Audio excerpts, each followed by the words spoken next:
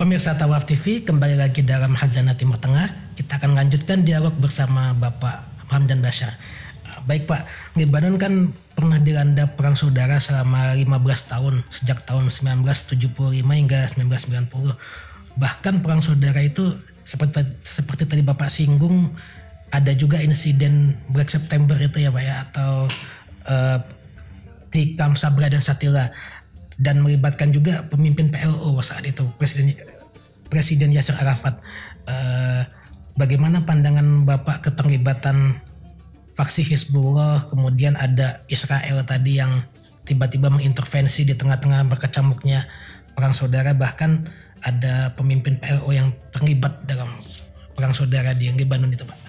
Baik, Mas Ibrahim, kita harus sedikit mundur tahun 1970 ketika kemudian sudah saya singgung sedikit tadi, markas Palestina yang ada di Yordania diserang oleh tentara Yordania, diusir, rasanya diusir, kemudian mereka memindahkan markasnya ke Libanon. Tapi kemudian ternyata di Libanon tahun 75 ada perang saudara yang melibatkan berbagai macam faksi yang ada di sana. Mau tidak mau, Palestina yang ada di situ juga ikut terlibat dalam peperangan, dan akhirnya terjadilah berbagai bentrok yang macam-macam. Di dalam kondisi seperti ini, Israel memanfaatkan kesempatan untuk menghancurkan habis Palestina. Jadi sudah saya singgung, di Sabra Shatila itu betul-betul dihancurkan tempat semacam pemukiman Palestina di sana. Nah, akhirnya apa yang terjadi itu kejadian adalah tahun 1982. Dalam kondisi seperti itu, sekelompok orang dari Syiah kemudian membentuk apa disebut sebagai Hizbullah atas dukungan dari Iran. Karena Syiah Amal yang ada di Lebanon itu juga sebenarnya membenci Palestina. Jadi pecahlah Syiah di Lebanon menjadi ada Syiah Amal dan Syiah yang Hizbullah itu. Nah, Syiah Hizbullah inilah yang kemudian membantu posisi Palestina, dan akhirnya posisi Palestina juga diungsikan juga dari Beirut menuju ke seberang, yaitu ke Aljazair, ke Algier. Nah, markas itu akhirnya dipindahkan, termasuk Yasser Arafat pindah ke sana, markas besar PLO-nya. Saat itu pemimpin PLO Yasser Arafat. Arafat menjadi pemimpin PLO sejak tahun 1969. Jadi setelah peristiwa serangan Israel di Palestina tahun 67 ya. Jadi PLO kan didirikan sebenarnya oleh negara-negara Arab juga tahun 64 di Yerusalem Timur. Arafat sebagai pemimpin Fatah yang tergabung di PLO dan baru masuk memimpin PLO tahun 69. Ini cerita seperti itu. Jadi Lebanon menjadi suatu tempat ajang berbagai faksi yang sangat keras bertentangan. Nah, alhamdulillah tahun 89 atau sampai 90 terjadi dialog dan ada kesepakatan di Taif. Taif itulah ada kesepakatan baru yang sedikit mengubah Lebanon. Jadi kesepakatan misalnya jumlah komposisi parlemen yang tadinya lebih banyak orang-orang Kristen dibanding orang Muslim dibikin seimbang, jadi 50-50, 50-50. Jadi dari 128 anggota parlemen dibagi dua. Kesepakatan tahun 89-90 itu disebut sebagai Taif Agreement atau Taif Accord dan semacam seperti itu. Selain itu juga Lebanon menggunakan istilah yang berbeda. Tahun 43 ketika Lebanon berdiri, itu yang disebut sebagai Lebanon itu tidak disebut sebagai negara Arab, tapi Lebanon adalah sebuah negara mereka, Dhu Wajhin Arabiyyin, istilah yang dipakai.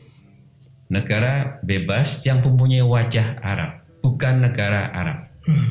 Kenapa seperti itu tahun 43? Karena terjadi tarik-menarik antara kepentingan Maronit yang mau negara bebas bukan negara Arab, dan kelompok-kelompok Islam yang penginnya Lebanon sebagai negara Arab. Tapi tahun 89-90 di Taif itu mereka berubah menjadi Lebanon adalah Lubnan Daulatun Arabiyatun. Lebanon adalah negara Arab. Jadi berubah posisinya. Tadinya negara punya wajah Arab, sekarang negara Arab. Jadi itu dua istilah yang sebenarnya mengubah muka Lebanon secara visi. Jadi ini pengubahan seperti itu. Jadi kira-kira perubahan yang cukup signifikan itu. Jadi dari jumlah komposisi yang anggota parlemen menjadi 50-50, tadinya lebih banyak orang Kristennya. Kemudian definisi tentang negara Lebanon sendiri berubah menjadi Daulatun Arabiyatun. Tadinya adalah Daulatun Dzu Wajhin Arabiyyin. Negara bebas ini maksudnya sekuler, Pak? Ya, negara tapi punya wajah Arab tapi bebas, sekuler. Jadi lebih seperti itu. Kayaknya pada tahun-tahun itu, tahun-tahun dari 43 sampai perang itu, mereka kan bebas menjadi tempat quote-unquote surganya. Ya kalau sekarang juga sebenarnya di sana masih bebas. Kalau Anda ke sana, kasino besar itu masih ada di sebelah utara. Di perbukitan itu, dan saya pernah lewat dan melihat seperti masih ada juga di satu pihaknya itu adalah di tempat tinggal kelompok Maronit, itu masih ada juga. Mungkin sementara itu masih Ibrahim. Jadi tadi kita singgung ada keterlibatan Iran di dalam perang saudara itu, kemudian juga ada pengungsi Palestina yang memiliki markas di Lebanon ya Pak ya. Terus ada juga faksi-faksi yang berbagai macam golongan, termasuk Hizbullah, Syiah Amal. Nah, ini termasuk pembunuhan Perdana Menteri Rafiq Hariri, Pak. Itu belakangan itu. Belakangan itu, Pak ya. Kasus itu kan tahun 2005, itu belakangan. 2005. Itu bukan kejadian tahun itu, kejadian belakangan ketika setelah kesepakatan Taif itu, kemudian negara Lebanon relatif lebih stabil karena kemudian dua kelompok besar yaitu Muslim dan Kristen sudah menyepakati masing-masing jumlah macam-macam, dan kemudian Perdana Menteri tetap dari kelompok Sunni dipegang oleh kelompok Hariri sampai kemudian ada Rafiq Hariri. Dan jangan lupa waktu itu juga akhirnya setelah peristiwa perang saudara itu, Suriah menjadi dominan di Lebanon. Jadi sejak memutuskan sebagai negara Arab itu, Lebanon otomatis menjadi anggota Liga Arab gitu Pak? Liga Arab sudah dari sebelumnya. Tahun 40 sudah sejak berdirinya Liga Arab sudah menjadi anggota Liga Arab. Cuma istilah yang gunakan karena itu sebenarnya perbedaan pandangan antara kelompok Maronit Kristen yang ingin membebaskan dari wajah Arab sebenarnya. Jadi mereka menginginkan Lubnan itu ya seperti Lubnan, seperti Laban, putih saja. Karena yang diambil dari bukit Lubnan. Baik pemirsa, tadi kita sudah simak jawaban Paham dan Basar tentang keterlibatan sejumlah pihak dalam perang saudara di Lebanon seperti Iran, kemudian ada faksi Syiah Amal dan Hizbullah, dan berbagai faksi politik di Lebanon. Kita akan lanjutkan dialog ini, tetaplah di Tawaf TV.